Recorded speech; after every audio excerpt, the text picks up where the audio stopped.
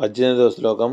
సురమందిరతరుమూల నివాసః శయ్యాభూతలమజినం వాసః సర్వపరిగ్రహ భోగత్యాగః కస్య సుఖం న కరోతి విరాగః. సురమందిరతరుమూల నివాసః శయ్యాభూతలమజినం వాసః సర్వపరిగ్రహ భోగత్యాగః కస్య సుఖం న కరోతి విరాగః.